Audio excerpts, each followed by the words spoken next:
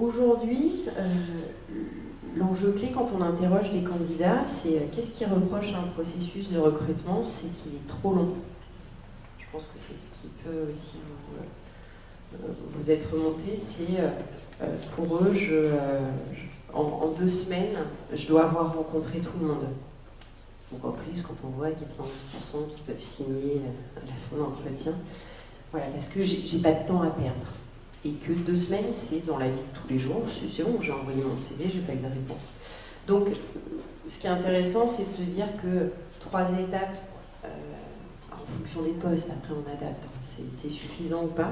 Mais en tout cas, l'entretien téléphonique de présélection, c'est un vrai premier aiguilleur. Vous pouvez faire en 20 minutes une présélection pour déjà, en fait, vous avez vraiment votre shortlist à la fin des entretiens téléphoniques. Ça vous permet vraiment de gagner du temps. Notamment, moi je l'avais mis en place avec mes recruteurs, parce qu'ils recevaient en entretien des gens, ils disaient mais en fait moi je ne me vois pas faire la route tous les jours. Enfin, on vous a fait déplacer, on vous a fait perdre du temps, et nous aussi on a perdu le nôtre. Donc l'entretien téléphonique de présélection va permettre de valider des critères clés comme la mobilité du candidat, première ébauche de motivation, les conditions de rémunération, qui sont des éléments où si le candidat, vous ne pouvez pas vous entendre sur la rémunération dès le premier entretien, il y a des risques sur la suite, ça ne fonctionne pas.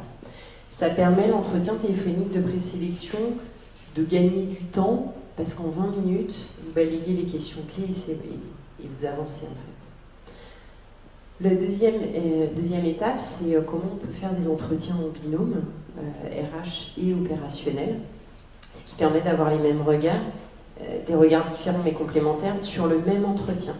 Parce que quand je rencontre un candidat avec 2 temporalités différentes, il peut être très bon avec moi opérationnel et complètement se planter avec le RH parce que c'est pas le bon jour, parce que le premier jour j'étais bien, puis la deuxième fois où je suis revenue, j'étais pas à l'aise, je me suis collée à la pression.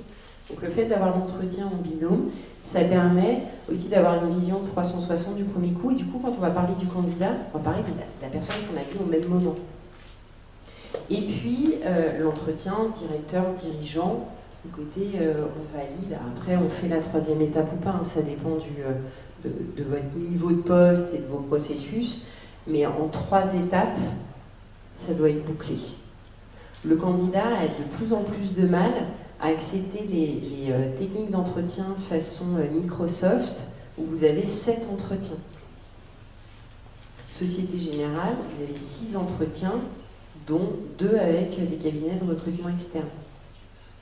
Voilà, les candidats sont de moins en moins enclins à passer autant de temps dans ces entretiens-là, et donc il y a la notion de rapidité dans le temps pour limiter en fait la perte de candidats. Plus votre processus est long, plus vous avez des risques que les en piste ailleurs et qu'ils soient retenus ailleurs.